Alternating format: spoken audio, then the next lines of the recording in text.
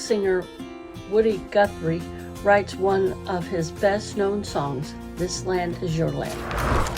Today is February 23rd, 2024, and I would like to bring you this day in history. Born in Okeechobee, Oklahoma in 1912, Woody Guthrie lived and wrote of the American West, a place of hardworking people and harsh environments rather than romantic cowboys and explorers. Though he was the son of a successful politician and businessman, during his early teens, his mother fell ill and the family split apart. For several years, Guthrie spent his summers working as a migrant agriculture laborer. When he was 15, he left home to travel the country by freight train. Among his meager possessions were a guitar and a harmonica. Guthrie discovered an eager audience among the hobos and migrant workers of the country folk songs he had learned in Oklahoma. In 1937, he traveled to California, where he hoped to become a successful Western singer. He appeared on several West Coast radio shows, mostly performing traditional folk songs. Soon, though, he began to perform his own pieces based on his experience living among the vast armies of poor and dispossessed created by the Great Depression. While in California, he also came into contact with the Communist Party and began increasingly systematically sympathetic to its cause. Many of his songs reflect a strong commitment to the common working people. He became something of a musical spokesman for the popular sentiments. This Land Is Your Land, which Guthrie wrote while living in New York City, reflected not only Guthrie's support for common folk, but also his deep love for his country. The verse celebrated the beauty and grandeur of America, while the chorus drove home the populist sentiment that the nation belonged to all the people, not merely the rich and powerful. Probably the most famous of his more than 1,000 songs, This Land Is Your Land was also one of his last. Later that year, Guthrie moved to New York, where his career was soon after interrupted by World War II. After serving in the Merchant Marines, he returned to New York, where he continued to perform and record his old material, but he never matched his early prophetic output. Guthrie's career was cut short in 1954 when he was struck with Huntington's disease, a degenerative illness of the nervous system that had killed his mother. His later years were spent in a New York hospital, where he received visitors like adoring young Bob Dylan, who copied much of his early style from Guthrie. Guthrie died in 1967, having lived long enough to see his music inspire a whole new generation, and This Land Is Your Land become a rallying song for the civil rights movement.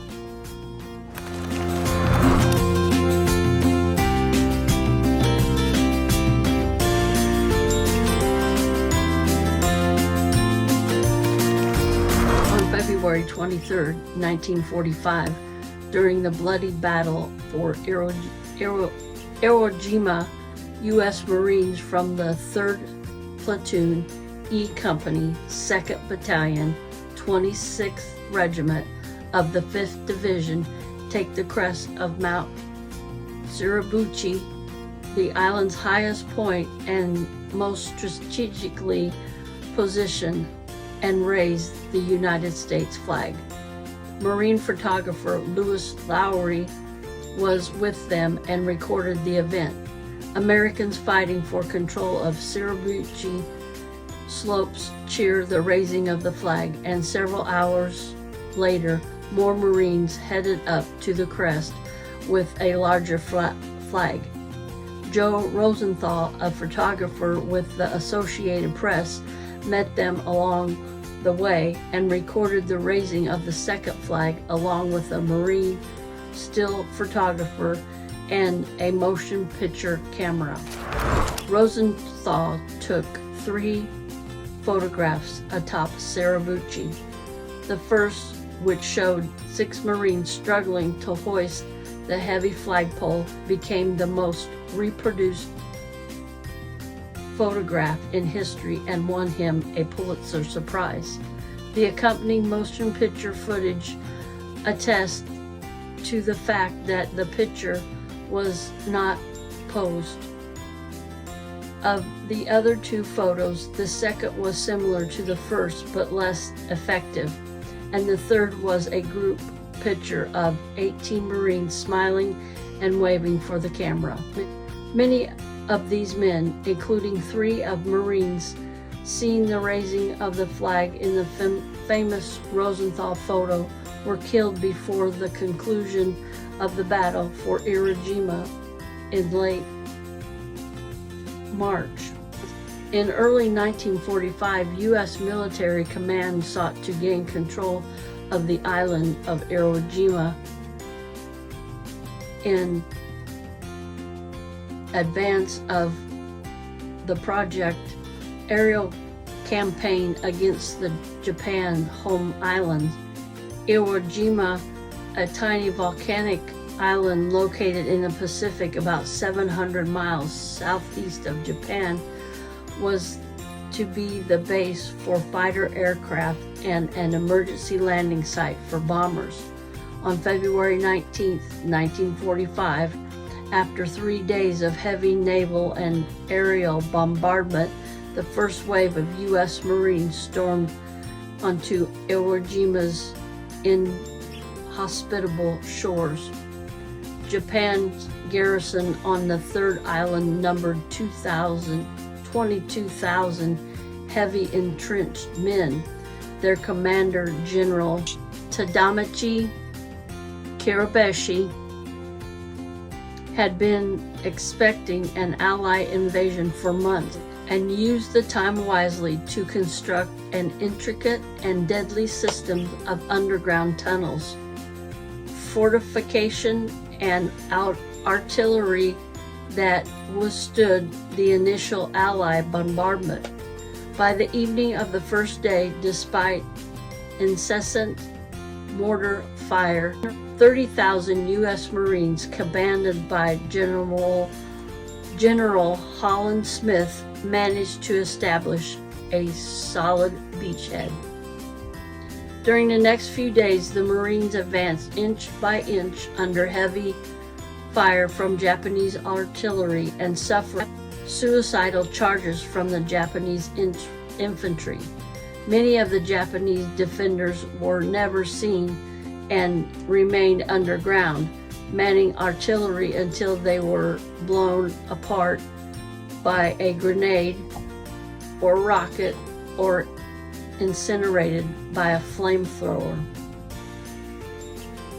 While Japanese kamikaze flyers slammed into the Allied naval fleet around Iwo Jima, the Marines on the island continued their bloody advance across the island, responding to Kiribashi's lethal defense with remarkable endurance. On February 23rd, the crest of the 550-foot Mount Suribachi was taken, and the next day the slopes of the extinct volcano were secure. On March 3rd, U.S. forces controlled all 3 airfields on the island, and on March 26th, the last Japanese defenders on Iwo Jima were wiped out. Only 200 of the original 22,000 Japanese defenders were captured alive. More than 6,000 Americans died taking Iwo Jima, and some 17,000 were wounded. Now I'd like to bring you yet another This Day in History. On February 23, 1958, five-time Formula One champion Juan Miguel Fangio of Argentina is kidnapped in Cuba by a group of Fidel Castro's rebels. Fangio was taken from his Havana hotel the day before Cuba's Grand Prix, an event intended to showcase the island nation. He was released unharmed several hours after the race. The kidnapping was intended to bring international embarrassment to Cuba's president, Fulgencio Batista, whose government Castro would overthrow on January 1st, 1959.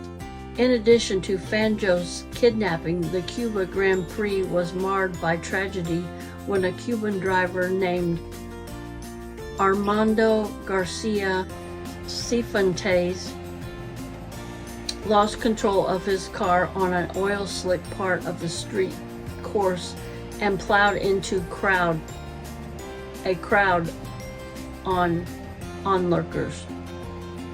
7 people were killed and dozens more were injured.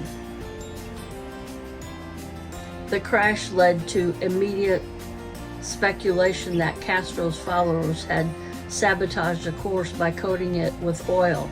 However, it was later believed that a broken oil line in the car driven by Argentino's Roberto Ramirez was the cause of the slick spot. The kidnapping incident occurred at the end of Juan Miguel Fangio's storied career. Fangio, who was born on June 24, 1911 in Baucas, Argentina, quit school at the age of 11 to work as a mechanic's assistant, and as a young man raced souped-up passenger cars on the unpaved roads of South America, according to his 1995 obituary in the New York Times. After modern Formula One racing began in 1950, Fangio's collected his first world championship in 1951. He repeated this feat in 1954, 1955, 1956, and 1957. Fangio left racing in 1958. He stated that cars had become too fast and dangerous, according to the Times, that he survived to enjoy his wealth despite racing in an era without seat belts and fire retardant uniforms was a credit to his skill and the cars he drove, and no small measure of luck. Fangio died in Buenos Aires at the age of 84 on July 17, 1995. His record of 5 Formula One world titles stood until 2003, when Germany's Michael Schumacher won his 6th world champion. Schumacher retired in 2006 with a total of 7 world titles. I want to thank you for watching today, and as always, stay safe and stay blessed.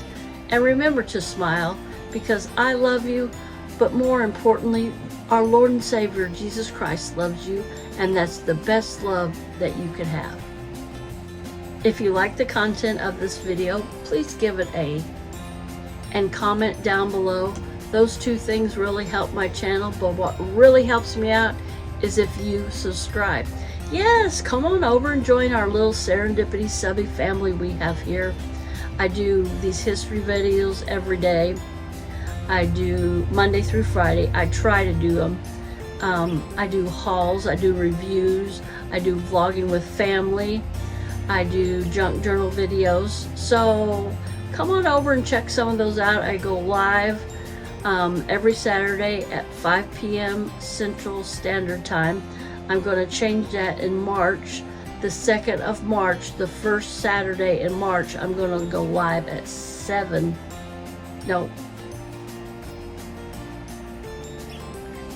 p.m. Central Standard Time. All right, everybody, have a blessed day, and I'll see you in my next video. Bye, everybody.